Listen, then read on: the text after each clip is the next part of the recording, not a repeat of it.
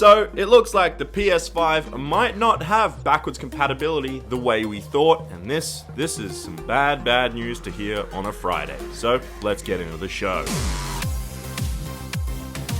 Here we go, back at it yet again with another video. G'day guys, I'm Champ Chong, and if you're excited to play games all weekend, make sure you smack that like button real good, and also smack it if you end up enjoying this video. But anyway, we've got a bunch of gaming news to talk about in today's video. There is a whole lot, so make sure you stay tuned and watch the whole thing, because there's so much to talk about. But the first thing is what's in the title. It's the PlayStation 5 and backwards compatibility. And, well, it's not the best news, potentially. So yeah, it looks like that the PlayStation 5 will not have backwards compatibility the way we first thought. But the thing is, we actually aren't 100% sure, because rumors are indicating that it will only be backwards compatible for PSP games. So if you don't know, UMD-based games were available on the PSP, and it looks like that is going to be the backwards compatibility feature for the PS5. Now, these are just rumors, but they are coming from inside sources. So this is interesting to hear, and it's kind of disappointing, but the thing is, Sony themselves haven't officially stated anything. But if these rumors do end up being true, it could hurt a lot of PlayStation sales, and it all comes down to the architecture and the software of the PlayStation 5, if it will be able to do what we want it to do, which is backwards compatibility with the PS1, the PS2, the PS3, and the PS4. But if it doesn't, and this is the truth right here, where we end up getting just UMD PSP games, that's going to be really disappointing, and it really will hurt a lot of gamers' feelings and our expectations, but it's also going to hurt the financial side of Sony, because I'm pretty sure a lot of people are going to go, I don't maybe want to go that route. But personally, I hardly ever use this feature of backwards compatibility. Like, maybe I go a few games here and there, but it's not a deal break for me. I'm still going to get a PS5, but this news does suck if it ends up being true. And just to clarify again, Sony haven't said anything about this, but Xbox have. So Xbox have stated that they will allow backwards compatibility. It's going to be a feature on there. It's just the way Xbox operates, the way the Xbox system is designed. It's really easy for them. Sony have had trouble in the past, and Xbox One games will work on the next Xbox, on Project Scarlet, and so will the older Xbox games from the 360 and the original Xbox. So that's 100% confirmed for Xbox over there. They implemented this feature. They wanted to do that a few years ago, and they've made it very, very gamer-friendly with the backwards compatibility feature. But on Sony's side, it's always been an issue. If you know that, if you play a lot of PlayStation games, you know that you can't just randomly go and select an old game and play it. It just doesn't really work. So I'm fearful that this could end up being the truth right here. So let me know what you guys think in the comments down below, and how this will affect you. Does this disappoint you? Does it maybe make you want to just go decide, I'm probably going to skip the PS5 or not? I really don't know how you guys are going to react to this. I'm really interested to see what you guys say in the comments, because some people like to play those older games. Some people don't really care. I'm kind of in the middle. I'm more so to the side of the I don't care. Like, I really don't. Like, sure, it's a cool feature, and if it doesn't come to the PlayStation 5, it is disappointing, as I said, but at the same time, I want to play new and amazing games on the PlayStation 5. I don't want to buy it to play my old games that I played 10 years ago, or 5 years ago, or even a year ago. Yeah, it's just, that's how I am. But yeah, anyway, I'll definitely keep you guys updated on this and what happens with all this, because Sony, as I said, haven't stated anything officially, and they haven't really talked about backwards compatibility too much. They did state that it will actually have it. The PlayStation 5 will have the feature, but that's literally all they said. They didn't say what system, what games, like PS4 or PS3 or PS2 or PS1 games. Like, they literally didn't really dive into it that much. So we're gonna have to wait and see, and I'll keep you guys updated, as I said. But anyway, now let's move on to some more gaming news on today's show, because there's so much to get to. And we're moving over to the Xbox side of things, because Xbox Game Studios and Matt Booty, oh, I love that name, has talked about the Xbox Project Scarlet and the desire to deliver a game every 3 to 4 months. So if you don't know, Xbox Game Studios, that's all the first party studios that do make games for Xbox. So you'll see all like Gears, you'll see Halo and Forza and all that good stuff on the Xbox side of things. And well, it looks like for the next Xbox console, they want to release a brand new big game every quarter, which is insane. And this all actually makes so much sense, and it's realistic. So if you think back over the past few years,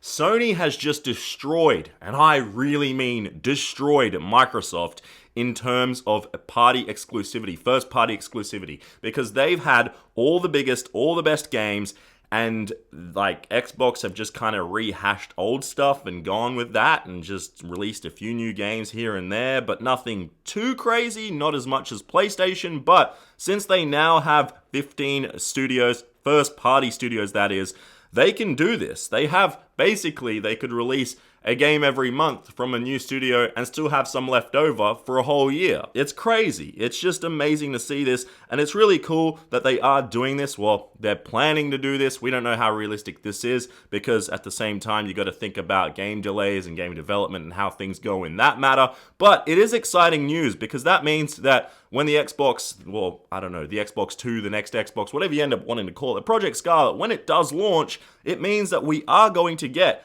a bunch of awesome first-party games that will only be available on Xbox, and obviously also probably on the PC, because it's Windows PC, like it's all together. And yeah, so I don't know, this is just really cool to read about, and it's coming directly from Microsoft, so that right there is awesome news. It's like, it's 100% fact.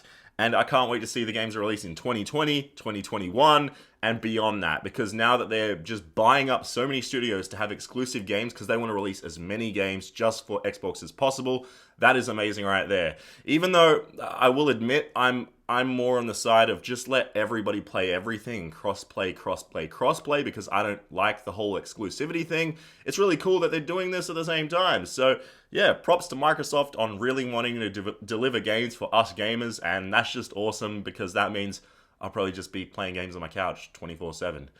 And there goes my life with the next Xbox console, and then the PlayStation, and then yeah, I'm gonna get so fat. Oh man.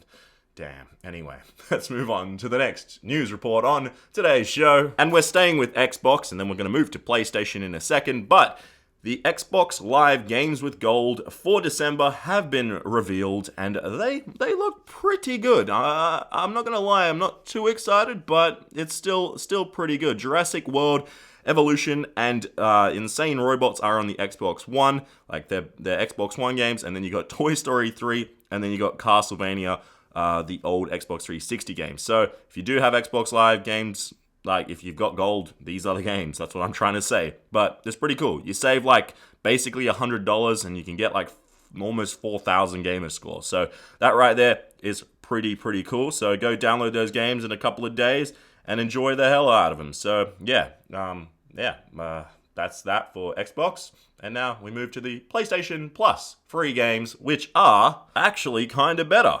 Because, well, one game on there is severely underrated. And that free game is Titanfall 2. So Titanfall 2 is one of the games coming as a free game in December for PS Plus members. Obviously, you have to be a PlayStation Plus member to get this game right here. Also, on top of just Titanfall 2, you're going to be getting Monster Energy Supercross, the official video game. Yeah, this sounds ridiculous, but honestly, I always find these games pretty fun. So it's cool that these games are coming out and they're going to be free, so you can just go and motocross with your mates online, which sounds pretty damn awesome. So I guess, yeah, I'm gonna give it to PlayStation for the month of December. Like, come on, you got Titanfall 2, which is severely underrated. If you like Apex Legends, get Titanfall 2 or give it a shot. Like, this game, it just flew under the radar. It was kind of like Titanfall 1 was kind of and then Titanfall 2, like, just nobody cared, and it is truly an amazing game. So make sure go download these games. They're free if you got PlayStation Plus. And then motocross, why not? Like, just why not? Like, I don't know. Maybe it's the Australian talking to me, but it just sounds like a whole lot of fun. Yeah. Anyway, we've still got more gaming news to get to, because today's show is filled with so much. And next up is HalfLife Alex. So I talked about this game when it was revealed the other day, and yeah, it's a Half-Life game. What else can I say, guys? I'm excited for this game. I think everyone else is. Like, this game looks like it's going to be amazing because, well, it is going to be a VR game. Now, I'm not the biggest fan of virtual reality. It's cool and all, but I don't know. It doesn't seem like it's going to be the biggest thing that we imagined it would become. But some really cool news. Phil Spencer from Xbox was talking about it, and this is what he had to say.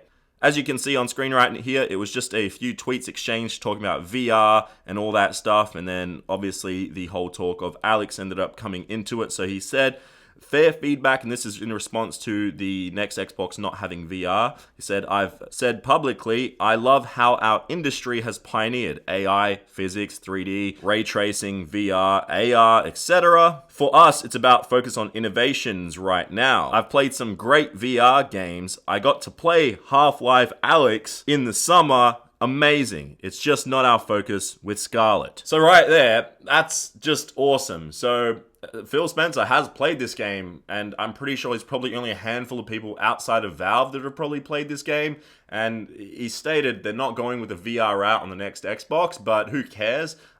It's awesome that he's played it. He says it's amazing. I don't know if that's it. I'm taking that news, and I'm taking it all, because this game, it's a Half-Life game, guys. We've waited like over a decade for something new from Half-Life and Valve, and it's coming out. We don't know how good it's going to be, but I'm going to take it from the word of Phil Spencer. He never really disappoints. See, when he does say something's good, it's good. When he says it's So I'm gonna go with him on this, and I know it's not the biggest news out there, but I thought I'd tell you guys about this tweet exchange, and it does confirm what I talked about the other day with Xbox and not having VR on the next Xbox. So yeah, we kind of have to live with that. But anyway, yeah, that does it for that quick little piece of news. But we're actually not done, because we have one final news report to talk about in today's video, and it is for all the Ghost Recon fans out there, because Ghost Recon Breakpoint has got some updates coming its way. Well, actually, it's technically already out. So Ghost Recon Breakpoint has received another major patch for the game. It's actually less than a month since its big 1.03 patch did come out. On the PS4 and Xbox One, the update will come in at 11.3 gigabytes, but over on the PC side of things, players are going to have to download a whole 8.5 gigabytes, which is awesome because it's actually less. I don't know why I said a whole lot more, but you get my point. But yeah, there it is. We've got some updates for this game, and you can see on screen right here that this is what you will be getting in the game now. So 40 more unlocked items by default than you did before, which is awesome. You see all this stuff on screen. I know a lot of you guys are playing this game. I got a lot of friends I see on Xbox Live constantly playing this game, and I'm like, I really need to get into this game, but I just don't have the time, honestly. On top of these updates and the items that you do get, now you actually have the option to change the appearance of the face as well as the gender, I can't speak, but gender of your character. And you can do that at any time from the menu on screen. So that right there is a really cool addition to the customization for your character. I really like that Ubisoft are doing this. And yeah, it's really cool. If you want to read more about this, I have linked it in the description down below, as most of my news stories are, if I can be bothered editing the thing in the bottom with the description with all the links. Yeah, please remind me if I forget. I probably will. But anyway, guys, that does it for today's gaming news. I've been talking for way too long. There's just been a whole lot of gaming news in today's video, and hopefully you did enjoy it. And if you did, you know what to do. You got to smack that like button. If you're a brand new viewer around here, make sure you click that subscribe button with the notification bell on. But that does it for today's video, because I am sweating. There's a huge bright light in front of me, and it is hot as hell in Australia today, here in Perth, to be specific. I'm going to go have a nice cold refreshment, and probably going to have some chocolate, because I like chocolate. I'll see you guys in the next one. Bye-bye.